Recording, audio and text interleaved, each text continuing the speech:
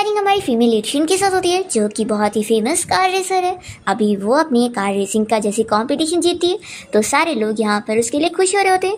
और तभी इतने में शीन के पास उसके तीनों बच्चे आते हैं और उसे कॉन्ग्रेचुलेट करने लगते हैं। तो शीन उनको देखकर बहुत ही खुश होती है। तभी इतने में एक कार सामने से आ रही होती है और वो उसे हिट करने वाली होती है।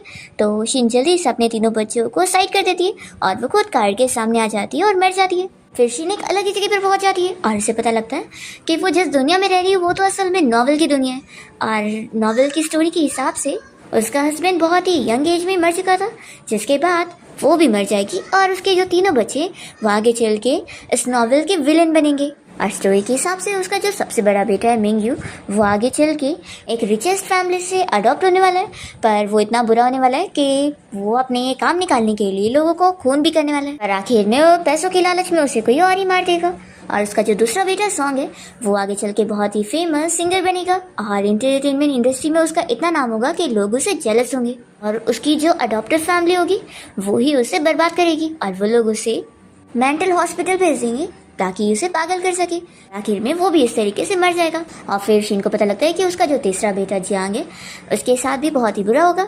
वो एक लड़की से प्यार कर बैठेगा जो कि उसे चीट करती होगी और फिर आखिर में उसकी मौत कार एक्सीडेंट में हो जाएगी। शीन को ये नॉवेल की स्टोरी जानने के बाद बहुत ही बुरा लगता है कि उसके तीनों बच्चों के साथ ही कितना गलत होने वाला है और खास करके दो के साथ तो कुछ ज्यादा ही बुरा हो रहा है। वो सोचती है कि नॉवेल की स्टोरी कितनी खराब है। पर फिर शीन अचानक से वापस से नॉवेल के अंदर आ जाती है और जब वो साल देखती है तो शॉक हो जाती है कि ये 2025 है।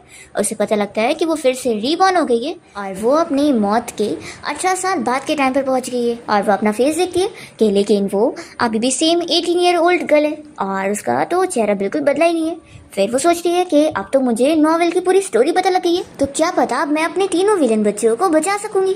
फिर तभी इतने में शीन के पास एक बंदा आकर उसके ऊपर हाथ रख कर कहने लगता है कि क्या तुम भी मेरे साथ ड्रिंक करना चाहोगी। वो इतने ज्यादा नशे में होता है।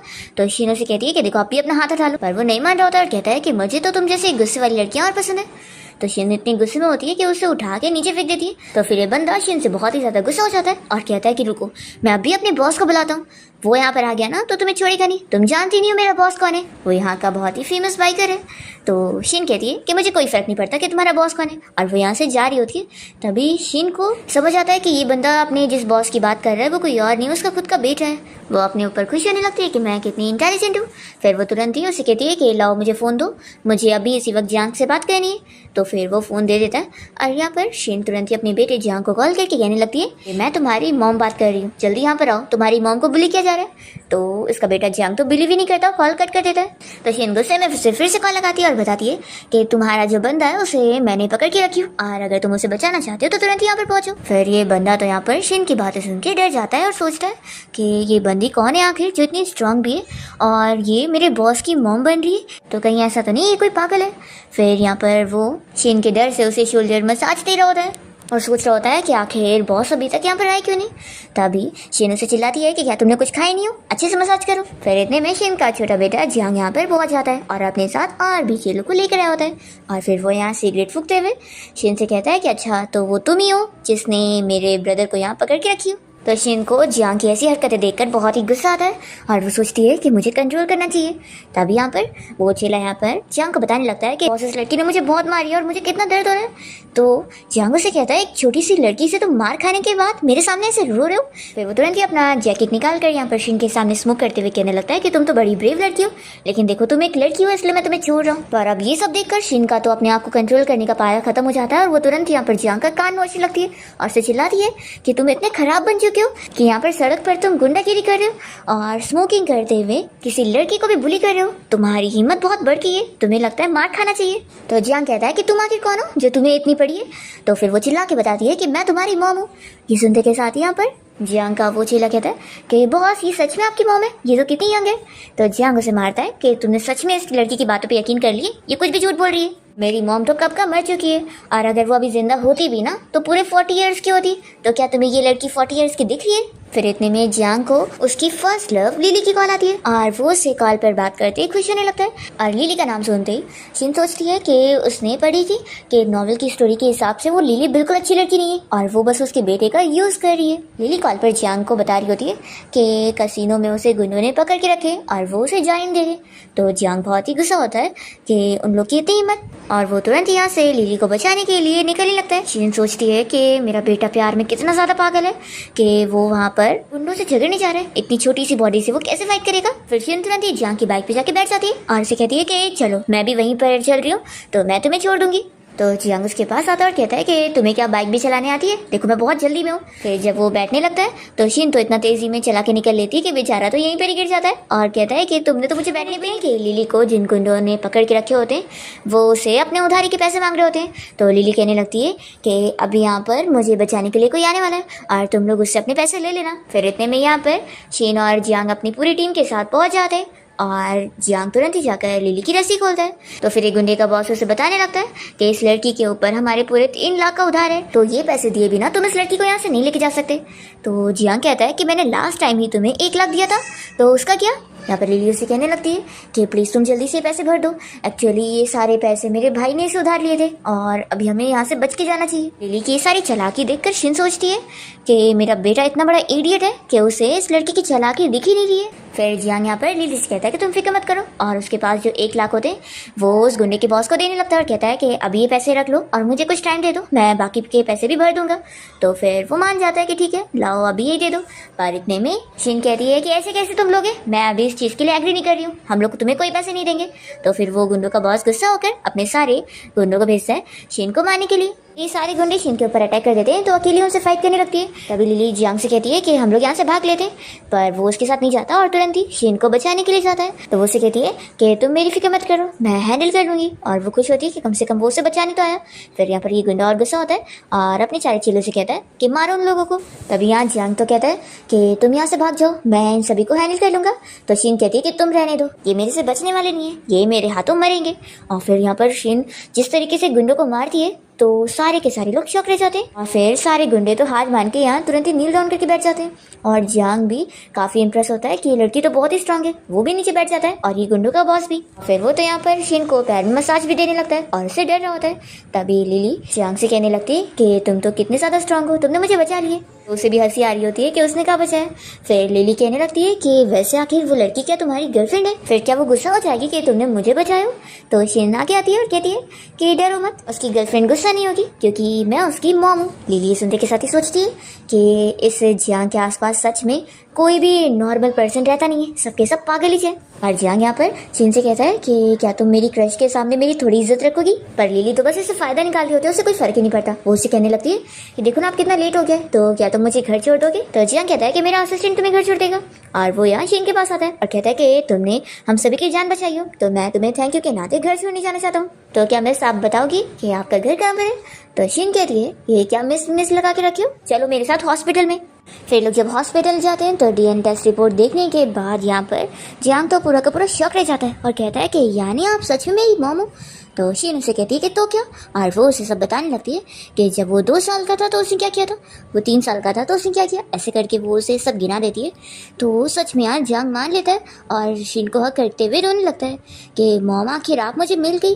तभी नर्स यहाँ से जाते हुए ये देखकर शॉक होती है कि ये क्या चल रहा है। शिन बहुत ही इमोशनल हो जाती है और कहने लगती है कि लाओ मुझे अच्छे से देखने दो कि आखिर मेरा बेटा बड़ा होने के बाद कैसा दिख रहा है।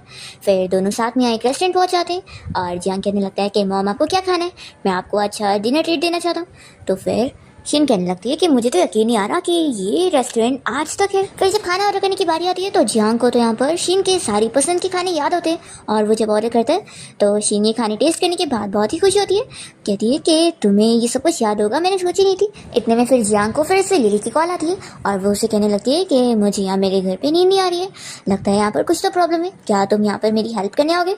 तो जियांग साफ मना कर देता है कि अभी मैं कुछ जरूरी काम में बिजी हूँ, हम अब कल मिलेंगे, ऐसा बोलकर उसका कॉल कट कर देता है। तो फिर लिली बहुत ही गुस्सा होती है और सोचती है कि आखिर इस जियांग को हो क्या गया, इससे पहले तो वो कभी मुझे रिजेक्ट नहीं करता। फिर यहाँ पर शिन जियांग से पूछती है कि क्या उस लिली का कॉल आया था। तो जियांग कहता है कि मॉम आप तो सच में बहुत ही इंटेलिजेंट हो, आपसे कुछ छुप ही नहीं सकता। तो शिन कह रही है कि काश तुम्हारा भी दिमाग जितना तुम्हारा मुंह चलता है उतना ज्यादा चल सकता।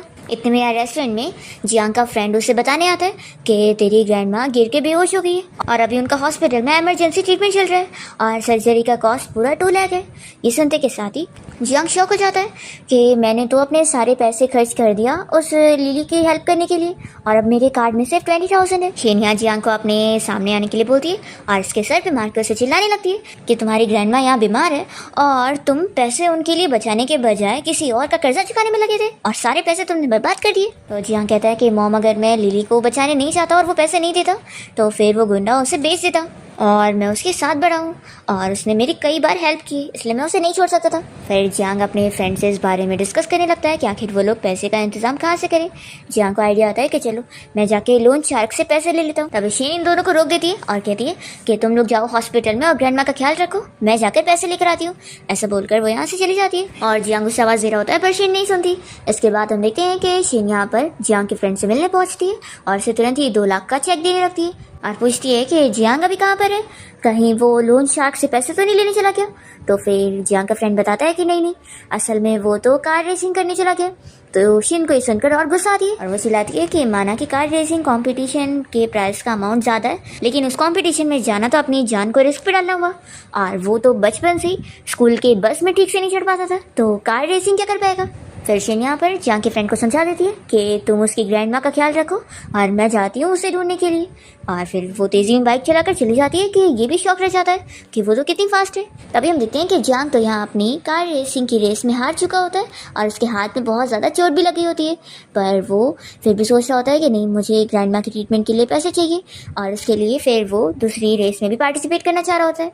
तो उसका जो राइवल यहाँ जीत गया था वो उसकी मजाक उड़ाने लगता है कि अभी भी तुम अपनी बेइज्जती कराकर थक नहीं रहे हो जो और अपने आप को एम्बेरस करना है। फिर यहाँ पर और भी लोग होते हैं जो कि जियांग के ऊपर हंस रहे होते हैं कि वो अब क्या ही रेस करेगा, उसके पास तो कोई एक्स्ट्रा बंदा भी नहीं है जो उसकी जगह ले सके। तभी इतने में यहाँ पर शीन पहुंच जाती है और कहती है कि किसने कहा कि उसके पास कोई और नहीं है, मैं उसकी जगह इस रेस में पार्टिसिपेट करूंगी। शीन को देखते के साथ ही जियांग कहने लगता है कि मॉम आप यहाँ पर कैसे। तो वो इसके सर पे मारती है और कहती है कि तुमसे तो मैं बाद में निपटूंगी, तुमने मुझे बिना बताए इस फालतू सी रेस में पार्टिसिपेट करे। फिर वो उसके राइवल से कहने लगती है कि इसे मैं रिप्लेस करने वाली हूँ और तुम्हारे साथ सेकेंड राउंड में मैं इसकी जगह रेस करूँगी।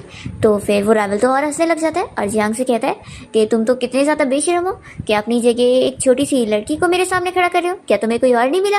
तो शीन कहने लगते हैं कि बकवास करना बंद करो, क्या छोटी लड़कियाँ, क्या पता तुम इस छोटी लड़की से अभी हार जाओगे।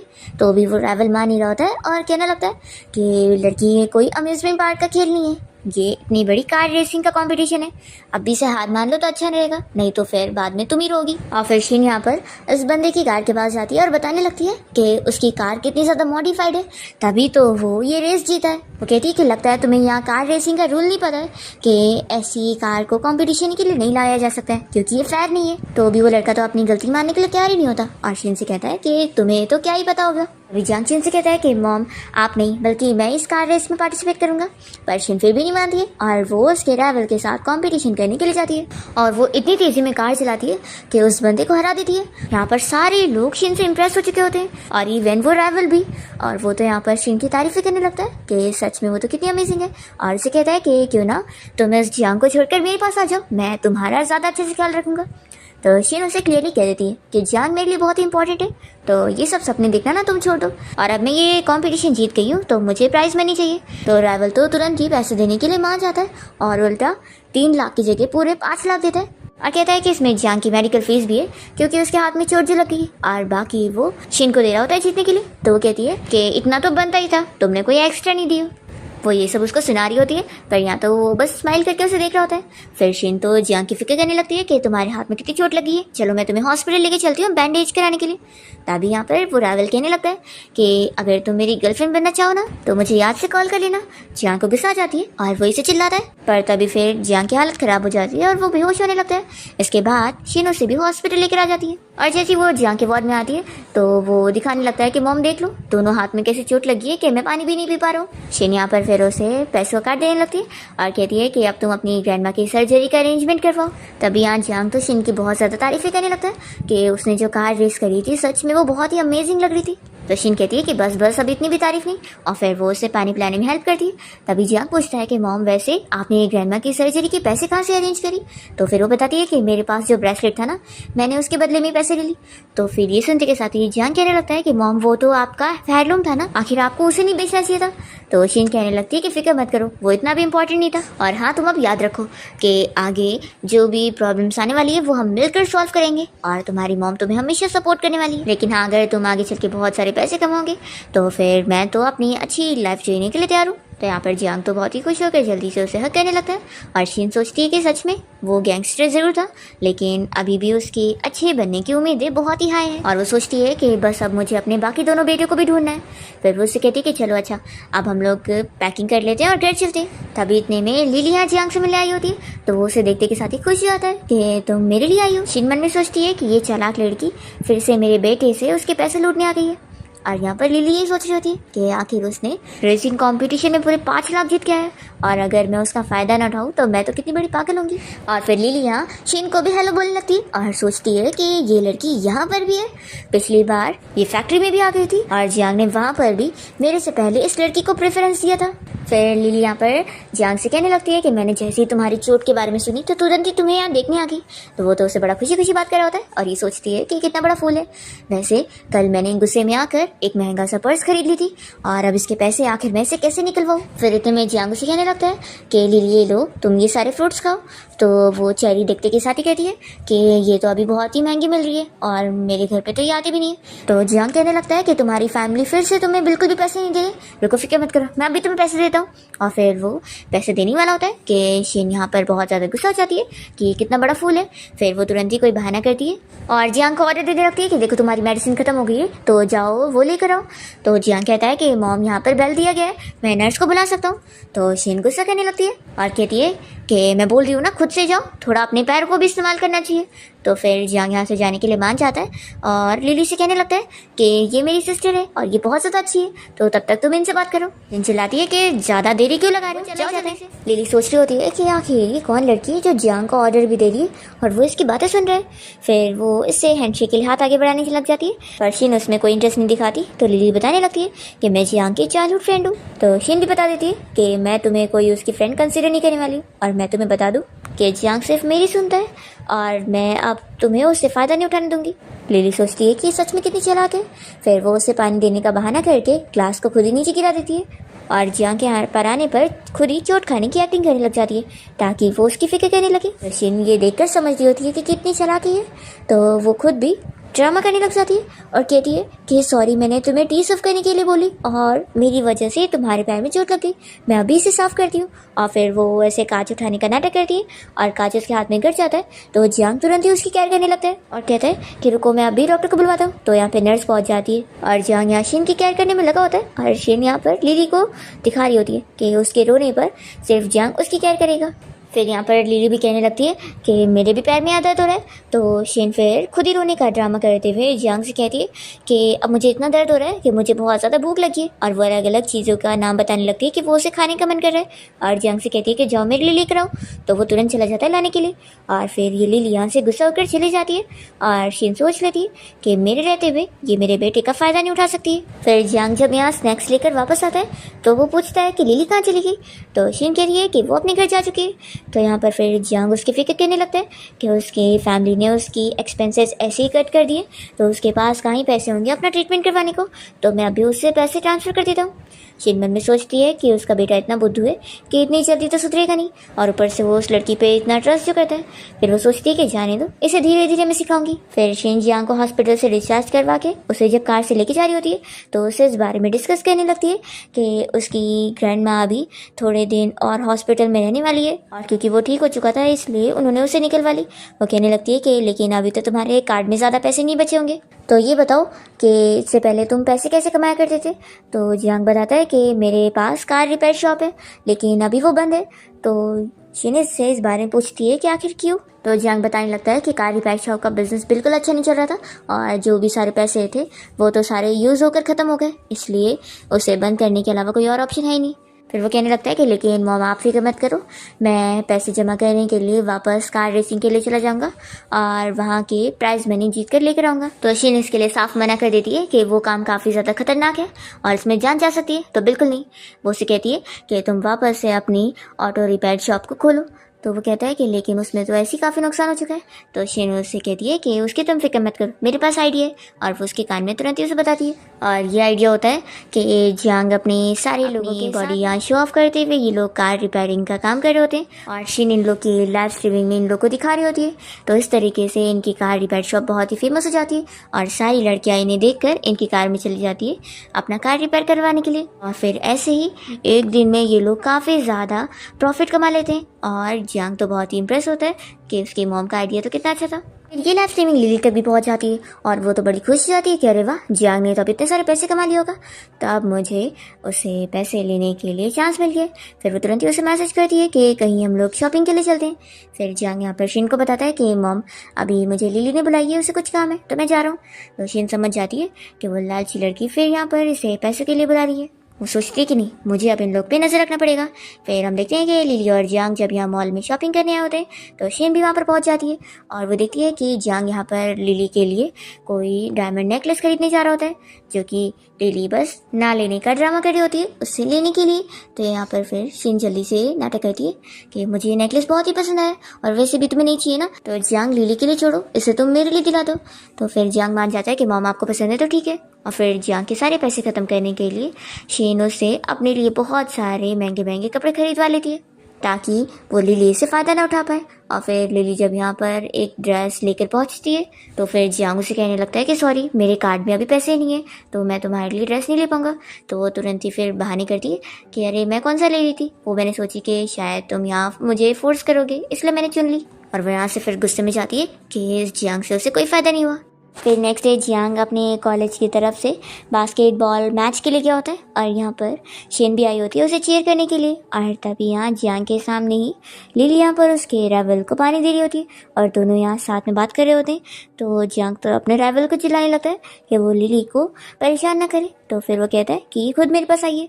और फिर लिली भी यहाँ जियांग से कहती है कि तुम कुछ भी गलत मत समझो। पर यहाँ जियांग तो अपने इस राइवल से झगड़ा कर लेता है तो फिर वो भी इससे प्रोवोक करता है और साथ में इसके साथ एक बास्केटबॉल मैच की शर्त लगाता है। जियांग इसके लिए एग्री करके यहाँ शीन के पास आकर कहने लगता है कि मॉम अब तो मुझे डर लग रहा है कि मैं ये मैच कैसे जीत पाऊंगा, मैंने तो ऐसे ही हाँ बोल दिया। तो फिर शीन यहाँ सोचती है कि मुझे इस मैच के ज़रिए लिली की असलियत इसे दिखानी होगी ताकि उससे दूर हो सके। फिर वो कहती है कि फिक्र मत करो, तुम ये मैच ज़रूर जीतोगे। और फिर शीन यहाँ जियांग को जिताने के लिए उसके साथ ये बास्केटबॉल मैच खेलने जाती है और वो तो बहुत ही अच्छा खेल रही होती है।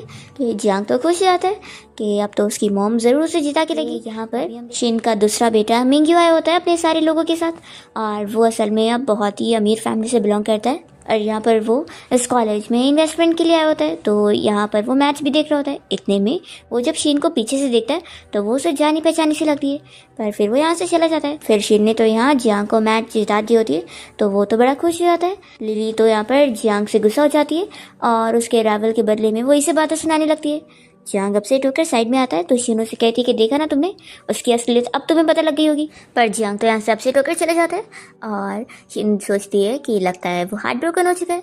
इसके बाद शीन ने यहाँ जियांग के लिए घर पे डिनर बनाई होती है पर वो बहुत ही लेट घर पे आता है तो ये उससे डांटने लगती है। पर यहाँ पर तो जियांग बहुत ही अपसेट बैठा होता है और फिर उसे सब बताने लगता है कि लिली और उसका जो राइवल है वो दोनों अब डेट करने लग गए।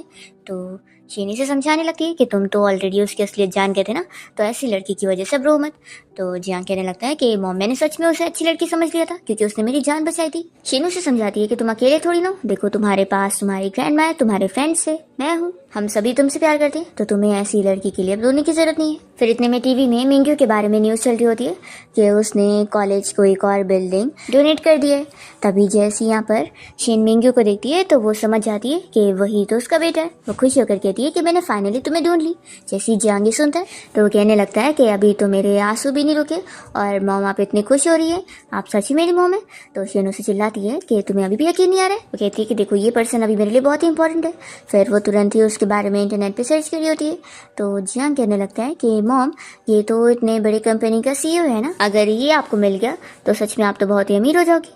शेन सोचती है कि अभी मेरे पास इसे एक्सप्लेन करने का टाइम नहीं है, मुझे अभी ये पता लगाना होगा कि मिंग्यू का प्लॉट आखिर कैसे चल रहा है, क्योंकि स्टोरी के हिसाब से तो उसके फैमिली का कोई इनसाइड पर्सन ही उसे मारने की कोशिश करेगा और मुझे इस चीज़ को रोकना होगा। इसलिए शेन यहाँ से तुरंत ही चली जाती है। फिर जियांग तो यहाँ अपसेट हो जाता है कि मेरी मॉम मेरे लिए स्टेप फादर ढूंढ रही है। फिर वो तुरंत ही अपने फ्रेंड को कॉल करके इस बारे में सब बता देता है। तो उसका फ्रेंड उसे समझाता है कि उनके लिए भी तो इतने सारे साल इतने मुश्किल रहे होंगे, तो अब उनको कोई पर्सन मिल रहा है तो तुझे खुश होना चाहिए। तो जियांग भी कहता है कि हाँ, मेरी मॉम की हैप्पीनेस के लिए मैं एक स्टेप फादर भी झेल ही लूँगा। हम देखते हैं कि शिन यहाँ पर मिंग्यू की कंपनी की कोई सेलिब्रेशन पार्टी में गई होती है और वो यहाँ मेट का गेटअप करके उसे देखकर सोच रही होती है कि स्टोरी के हिसाब से यहाँ पर ही कोई आने वाला है उसे मारने के लिए, और सोचती है कैसे कैसे वो मेरे बेटे को मारेगा, मैं भी तो देखूँ आखिर वो है कौन। फिर यहाँ पर वो मिंग्यू को बिजनेस की बातें करते हुए देखकर सोचती है कि वो सच में मुझ पर क्या है, बिल्कुल मेरी तरह ही इंटेलिजेंट है। इतने में यहाँ पर जो सर्वेंट यहाँ खाना सर्व करने आया होता है वो ही बंदूक से मिंग्यू को गोली मारने लगता है। तो शिन जल्दी से उसकी बंदूक छीन लेती है और उसे धमकी देकर पूछती है कि तुम्हें यहाँ किसने भेजा है। वो नहीं बता रहा होता है तो शिन उसे शूट कर देती है और फिर यहाँ पर मिंग्यू को मारने के लिए और भी गार्ड्स आ जाते हैं। तो शिन जल्दी से उसे लेकर यहाँ टेबल के नीचे छुप जाती है और फिर इसे बचाने के लिए वो बारी बारी करके और गार्ड्स को शूट करती है और फिर वो और दो आ जाते हैं। तो ये सोचती है कि यहाँ पर इसकी हालत खराब हो रही है और उसका खून भी बह रहा है, तो उसे कुछ तो करना पड़ेगा। फिर वो तुरंत ही उसका कोट पहनकर यहाँ से भागने का नाटक करती है। तो वो लोग को लगता है कि वो मिंग्यू है, तो गार्ड्स उसके पीछे चले जाते हैं और ये सब देखकर ये शॉक होता है और सोचता है कि वो लड़की मेरी हेल्प क्यों कर रही थी। फिर इतने में यहाँ पर इसके सारे असिस्टेंट और गार्ड्स पहुंच जाते हैं इसे लेके जाने के लिए और ये उन लोग को बताता है कि उसे एक लड़की बचा के गई है। तो वो असिस्टेंट को उस लड़की के बारे में पता लगाने के लिए बोलता है कि वो है कौन। और जब असिस्टेंट यहाँ मिंग्यू को हॉस्पिटल लेके जाने के लिए निकल रहे होते हैं तो शेन उसे देखकर सोच रही होती है कि मुझे जल्द से जल्द उस धोखेबाज इंसान के बारे में पता लगाना होगा जो उसे मारना चाहता है। फिर शीन जब वापस यहाँ घर पहुँचती है तो सामने वो देखकर शॉक हो जाती है कि जियांग उसे ही देख रहा होता है। जियांग कहता है कि मॉम आपने मुझे बोली थी कि आप 10 बजे के बाद कभी लेट नहीं आओगी और देखो आज आप कितना लेट आई हो। आखिर आप एक छोटी सी लड़की हो और बाहर ऐसे आप घूमोगी तो फिर लोग आपको परेशान कर सकते हैं। तो शीन कहती है कि ज़्यादा बकवास मत करो और वो आके बैठ जाती है। तो जियांग भी उसके पास आके बैठता है और उसके आईपैड में उसे दिखाने लगता है कि उसने उस लड़के के कितने सारे फोटोज रखी हुई है। वो कहता है कि मॉम मुझे सच में बताओ कि ये वाइल्डमैन है कौन। तो शीन यहाँ पर इसका कान नोचते हुए बताती है कि ये असल में तुम्हारा बड़ा भाई है जिसे बचपन में ही एक रिच फैमिली ने अडॉप्ट करके लेकर चले गए थे।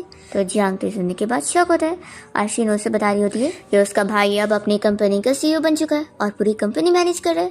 तो जियांग कहने लगता है कि आखिर ये इतना स्मार्ट कैसे और मैं सच में इसका ही भाई हूँ। शीन कहती है कि लेकिन तुम्हारे भाई को कोई ट्रेटर है जो कि उसकी फैमिली का ही है, वो उसे मारना चाहता है, तो इसलिए मैं कैसे भी करके उसे बचाने वाली हूँ। जियांग कहने लगता है कि मॉम मेरा भाई इतना ज़्यादा आउटस्टैंडिंग है तो कहीं ऐसा तो नहीं कि आप मुझे छोड़कर उसके पास चली जाओगी। तो शीन कह रही है कि उसकी तुम फिक्र मत करो, एक बार बस मैं तुम्हारे भाई की प्रॉब्लम सॉल्व कर लूँ उसके बाद मैं वापस तुम्हारे पास ही आऊँगी।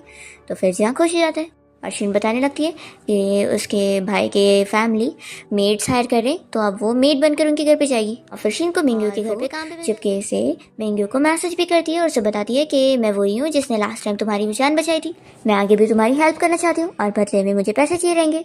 तो फिर मिंग्यू इसके लिए मान जाता है कि ठीक है हमारे बीच में डील है, मैं तुम्हें पूरे 30 मिलियन दूंगा। शीन तो खुश हो जाती है और वो यहाँ मेड बनकर भी उसका सीक्रेटली काम कर रही होती है।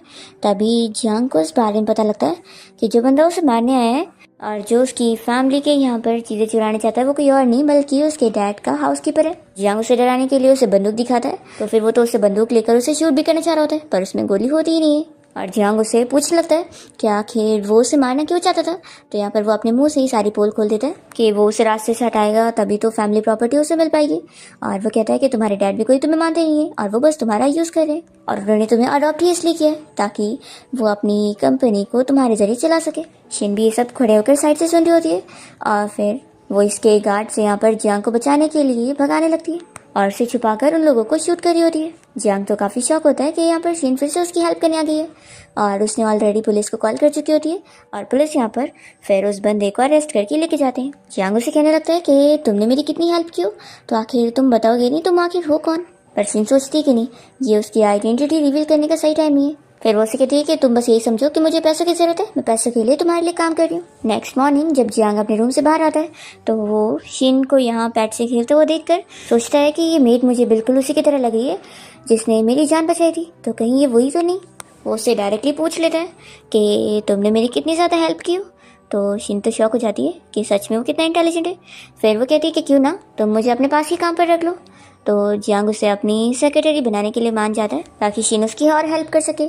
फिर रात में शिन देखती है कि मेड जब मिंग्यू के लिए खाने लेकर गई होती है तो वो तो अपने काम में बिजी होता है और खाने से मना कर देता है। तो शिन अपने प्लान के हिसाब से फिर उसके डॉग के जरिए उस तक लंच बॉक्स भेजती है जिसमें उसने उसके लिए फेवरेट उसके डम्पलिंग्स बनाई होती है, तो वो तो खुशी खुशी खा लेता है। और फिर नेक्स्ट डे मिंग्यू अपनी सेक्रेटरी से अपनी नई कुक के बारे में पूछ रहा होता है, पर उसे पता लगता है कि उसके लिए जो खाना बना था वो कोई और नहीं बल्कि शिन ने बनाई थी। वो काफ़ी खुश होता है और सोच में पड़ जाता है कि वो आखिर इसके लिए इतना कुछ क्यों करती है। फिर इसके बाद वो इनके साथ कहीं पर जाने के लिए निकल रहा होता है। जैसे ही लोग बाहर आते हैं तभी इतने में कुछ गार्ड्स यहाँ पर मिंग्यू को मारने के लिए फिर से अटैक करते हैं और जैसे ही वो लोग गोली चलाते हैं तो जल्दी से मिंग्यू के सामने शीन आ जाती है और गोली उसे लग जाती है। तो मिंग्यू तो काफ़ी शौक होता है कि शीन ने आखिर उसकी जान अपनी जान पर खेल कर क्यों बचाई। फिर शीन का जब यहाँ ट्रीटमेंट चल रहा होता है और उसे होश भी नहीं आया होता है तो मिंग्यू उसके लिए फिक्र कर रहा होता है और वो जानना चाह रहा होता है कि आखिर वो है कौन। वो सारी चीज़ें याद कर रहा होता है कि उसने उसके लिए कितना कुछ करी है। फिर तभी अचानक से यहाँ पर जियांग आ जाता है और वो सारे गार्ड से बचते हुए यहाँ पहुँचकर मिंग्यू को मारने लगता है कि तुम्हारी वजह से अगर उन्हें कुछ भी हुआ ना तो मैं तुम्हें छोड़ूंगा नहीं।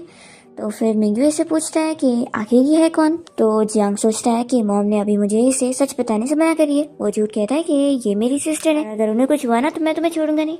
तो यहाँ मिंग्यू को शक हो जाता है कि कहीं ऐसा तो नहीं कि तुम मेरे ब्रदर हो और ये मेरी भी सिस्टर है। तो जियांग मना करने लगता है कि नहीं, ये सिर्फ मेरी है। पर यहाँ मिंग्यू को शक हो जाता है इसलिए वो तुरंत ही डीएनए टेस्ट के लिए अपने असिस्टेंट को बोल देता है। फिर जब रिपोर्ट आती है तो मिंग्यू को पता लग जाता है कि ये तो असल में उसकी मॉम है। वो काफ़ी शौक होता है कि ये आखिर मेरी मॉम कैसे हो सकती है। तो जियांग को फिर सब बताना पड़ जाता है कि ये सच में उनकी मॉम ही है। मिंग्यू शॉक में होता है और पूछता है कि अगर ये सच में उनकी मॉम है तो आखिर वो एक 18 ईयर की लड़की कैसे हो सकती है। तो फिर जियांग बताता है कि वो असल में रीबॉर्न हुई है और अब से 18 साल पहले के टाइम से आई हुई है और मॉम को तुम्हारे बारे में सब पता था कि तुम कैसे प्रॉब्लम में पड़ने वाले हो, तो वो तुम्हारी जान बचाने के लिए गई थी। तो फिर मिंग्यू को यकीन करना ही पड़ता है। फिर जैसे यहाँ पर शीन को होश आता है तो वो इन लोगों से कहती है कि फिक्र मत करो, मैं बिल्कुल ठीक हूँ। तभी यहाँ मिंग्यू बताता है कि जियांग ने मुझे सब कुछ बता दिया कि आप हमारी मॉम हो और वो उसे सॉरी कहने लगता है कि मॉम मेरी वजह से आप इतने खतरे में पड़ गई। तो फिर शीन कह रही है कि तुम्हें सॉरी बोलने की ज़रूरत नहीं, मैं तुम्हें खतरे में पड़ते हुए थोड़ी ना देख सकती थी। तो यहाँ पर फिर मिंग्यू कहने लगता है कि मॉम अब आप देखो मैं कितना ज़्यादा केपेबल हो चुका हूँ, तो अब आपको मुझे बिना बताए कोई भी खतरे वाली चीज़ों में पड़ने की ज़रूरत नहीं है। फिर नेक्स्ट डे शिन मिंग्यू के लिए वापस से डम्पलिंग्स बनाकर उसे उसकी कंपनी देने जा रही होती है और सोचती है कि ये देखकर वो कितना खुश रहेगा। पर तभी जब वो यहाँ कंपनी आती है तो यहाँ पर किसी बॉय बैंड का ग्रुप आया होता है जिनमें से कोई और नहीं इसका बेटा सॉन्ग होता है और शिन उसे देखती पहचान लेती है और खुश हो जाती है और तुरंत ही फिर जब उसे मिलने अंदर जाती है तो उसे पता लगता है कि उसके बेटे सॉन्ग का यहाँ पर अभी परफॉर्मेंस होने वाला है और उसका जो यहाँ पर टीममेट है वो उसका परफॉर्मेंस ख़राब करने के लिए उसने उसकी माइक को ही ख़राब कर दिया होता है ताकि वो अपनी सिंगिंग कर ही ना पाए। शीन को जब ये पता लग जाता है तो वो तुरंत ही यहाँ पर जो स्टाफ होते हैं उनसे बात करती है और उन्हें समझा देती है कि उन्हें क्या करना होगा। फिर हम देखते हैं कि सॉन्ग जब स्टेज पर सिंगिंग करने के लिए जाता है तो उसे पता लगता है कि उसका माइक ख़राब हो गया है। वो शौक होता है और यहाँ उसका वो टीममेट खुश हो रहा होता है उसे एम्बैरस करके। पर तभी जल्दी से स्टेज पे जो डांसर होती है उनमें से एक उसे अच्छा वाला माइक दे देती है और फिर वो अपनी सिंगिंग करने लग जाता है। सारे लोग उसकी सिंगिंग से बहुत ही इंप्रेस होते हैं और शिन भी खुश होती है कि ये हुआ ना उसका बेटा। और फिर उसके टीममेट को तो बहुत ही गुस्सा आ जाती है कि उसका प्लान खराब कैसे हो गया। और फिर ये परफॉर्मेंस के बाद शिन तो तुरंत ही उसके टीममेट के पास पहुंच जाती है और उसे बता दी है कि मुझे तुम्हारे बारे में सब पता लग गया कि तुम कैसे सॉन्ग से जेलस हो और उसका परफॉर्मेंस ख़राब करने के लिए तुमने क्या हरकत करे थे। मैंने तो तुम्हारी बातें भी रिकॉर्ड कर ली हूँ और सोचो अगर मैं इसे लीक कर दूँगी तो तुम्हारे फैंस तुम्हारा क्या हाल करेंगे। इसलिए अच्छा रहेगा कि दोबारा तुम सॉन्ग को तंग मत करना। तो फिर वो डर के उसकी बात मानने का नाटक कर लेता है।